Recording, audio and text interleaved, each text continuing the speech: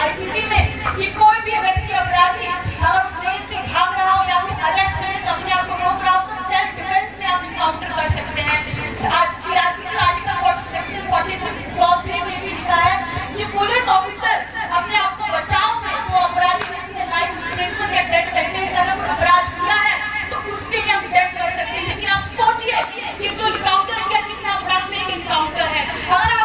अगर मंगेश यादव जी ने अपराध किया है, अगर उन्होंने डकैती चोरी की थी तो आप पुलिस को चाहिए एफआईआर दर्ज करिए, इंक्वायरी करिए, ट्रायल करिए। लेकिन जो पुलिस है, यूपी पुलिस है, आप समझिए ये सारा कानून की जगह यूपी पुलिस ने ले लिया है। आप ये समझिए क्या पुलिस ये नहीं कर सकती थी कि एफआईआर दर्ज करके इंक्वायरी ट्रायल जज अपना हिसाब किताब करते हैं, उसका जज भी तो हिसाब किताब करते हैं, जज डिसीजन लेते हैं और जज ही बताते हैं कि किसने गलत किसने सही किया है। लेकिन यूपी पुलिस अब क्या कर रही है, स्टेज पे यूपी पुलिस केवल हम सब तक डकैती कर रही है अधिकारों का, और पुलिस के पास कोई हक नहीं है किसको सजा देने का अधिकार है। तो हमारे जो कोर्ट है, हाई कोर्ट, सुप्रीम कोर्ट, जो लोकल कोर्ट है, उनके पास अधिकार है।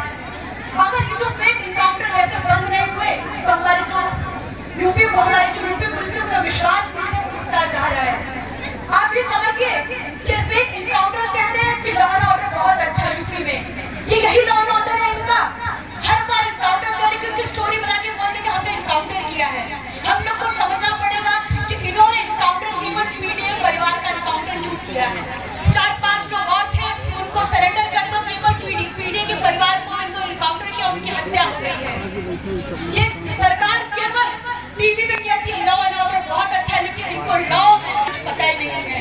ये केवल धर्म की राजनीति करते हैं, बंटवारा की राजनीति करते हैं, नफरत की राजनीति करते हैं। हम लोग को समझना पड़ेगा कि हम लोगों ने अगर अभी अपनी आवाज नहीं उठाई तो आगे जाके हम लोग हिंदू मुस्लिम कर जाएंगे और तब कुछ चंद लोग का विकास हो जाएगा।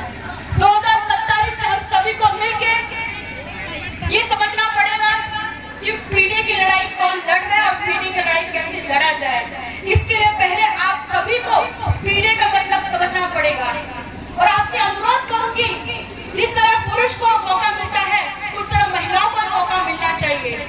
क्योंकि गांव में मैं बहुत देखती हूँ कि महिलाओं को पढ़ा के शादी कर दी जाती है, लेकिन आपको समझना पड़ेगा अगर महिला पुरुष एक सम्मान देखेंगे तो महिलाओं के साथ गलत नहीं होगा। इसकी शुरुआत आपके घर से होती है। घर में बताइए कि लड़की लड़का एक सम्मान होते हैं, लड़की लड़का में कोई भेदभाव नहीं होता है। और हमारे जी संविधान में भी लिखा है। मैं आपसे ये भी कहूंगी कि इस देश में अगर जब तक संविधान है, लोकतंत्र है, तो इस देश का कभी कुछ खतरा नहीं है। लेकिन जब इस देश में संविधान नहीं रहेगा तो देश खतरे में आ जाएगा। संविधान बचाने के लिए वोट करिए, संविधान बचाने के साथ खड़े रहिए। जय भीम, जय समाजवाद। बहुत बहुत धन्यवाद आदरणीय सांसद जी। साथियों, सभी लोग जहां बैठे हैं वहीं बैठे रहिए, आपके पास जल सांसद पहुंच रहा है। और इस कार्यक्रम के शानदार अध्यक्ष आदरणीय श्री राजदेव पाल साहब, जिला सचिव से आग्रह करता हूं कि अपने आज पंडित जवाहरलाल नेहरू उच्चतर माध्यमिक विद्यालय कटाहित घास की धरती पर बहुत ही शानदार स्वागत समारोह का आयोजन हुआ और समापन भी हुआ।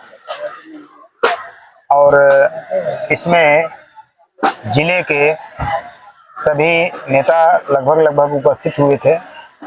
और इस व्यवस्था में सबसे अहम भूमिका इस विद्यालय के आयोजक परम आदरणीय श्री हरिनाथ यादव जी को जाता है। स्वागत समारोह का मकसद क्या था? देखिए, हम समाजवादी पार्टी के सिपाही हैं। हमें कोई मकसद से नहीं मतलब है जी। हमें कोई लालच नहीं है। हमने जिताया है, हमने बनाया है। हम इसलिए स्वागत कर रहे हैं कि हमारा कोई सांसद है, इसलिए हम अपने सांसद का स्वागत कर रहे हैं। 2027 में विधानसभा चुनाव होना है, उसके लिए क्या तैयारी चल रही है? ये देखिए, ये तो सरकार जा चुकी थी और ये 420 करके इनकी सरकार बनी है। और ये 2027 में तो 101% इनकी सरकार जानी है और आदरणीय अखिलेश यादव की सरकार बननी है। अभी इनकाउंटर वाला एक मामला चल रहा है, वो जो इनकाउंटर हुआ मंगेश यादव जी का, उस पे आप क्या कहना चाहते हैं?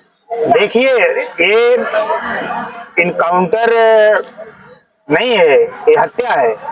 इसे इनकाउंटर कैसे कहा जाएगा? ये हत्या है। इनकाउंटर तो होता है, भागता है आदमी, पकड़ के ले गए पूछताछ करने के लिए, दूसरे दिन कनपट्टी पे सटा के बगल से गोली मार दिए, इसे आप इनकाउंटर कहेंगे? ये हत्या है। धन्यवाद। क्या मांग है अब? क्या कहना चाहते हैं इस काउंटर पे? नहीं, इनकाउंटर में हम चाहते हैं कि दोषियों के खिलाफ कड़ी से कड़ी कार्रवाई हो, और हम और हमारे समाज के लोग, हमारी समाजवादी पार्टी के लोग चाहते हैं कि मंगेश के साथ न्याय हो, दोषी को कड़ी से कड़ी सजा मिले। क्या नाम है सर आपका? मेरा नाम विजय शंकर बर्फी, मैं जिला पंचायत का सदस्य हूँ और समाजवादी पार्टी से हूँ। धन्यवाद। पूर्व प्रधान, पूर्व सहायक अध्यापक, इसी विद्यालय में पढ़ा था जब 1965 में खुला था, और इसी विद्यालय में हम अध्यापक होकर के रिटायरमेंट हुए हैं। मेरी जन्मभूमि कटाइत खास है, और जब से आया हूँ इस विद्यालय को, जो भी जितनी भी हमारी क्षमता है उसको आगे ही आगे ले जा रहा हूँ। प्रधान जी, आज स्वागत समारोह था, तो इस संबंध में कुछ जानकारी देंगे? स्वागत समारोह था, हम स्वागत करना चाहते थे। गांव वाले कह रहे थे कि आप सांसद जी को कब ले आके आ रहे हैं। हमने कहा भाई बरसात है। एक बात है, थोड़ा कट करेंगे। स्वागत समारोह बहुत जगह हुआ, लेकिन आज का जो स्वागत समारोह था ये कई हजार भीड़ों में था, इस पे आप क्या कहना है?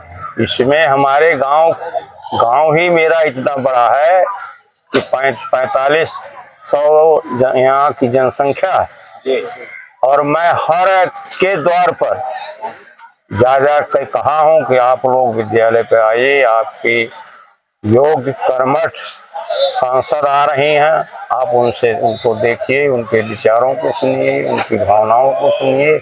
इसलिए सब सहयोग में हमारे आए थे। सांसद जी से एक अपील भी किया गया, कटाइत खास गांव को जो है विकास थोड़ा इस पे विशेष ध्यान देने के लिए, तो क्या बातें हुई सांसद जी साहब? हमसे हमारे पूर्व जिला अध्यक्ष ने इसको उठाया है, मैं कुछ नहीं उठाया था, न तो मैं इस लालच में बुलाया था कि हाँ सांसद को बुला कर लाऊंगा तो विद्यालय में कुछ लूंगा या कुछ और लूंगा। गांव के विकास के लिए तो हम कहते तो होगा, बाद में मिलेंगे, लेकिन आज मुख्य जो कार्यक्रम था वो सिर्फ स्वागत का था। बहुत बहुत धन्यवाद। ठीक है, थैंक यू। Thank you.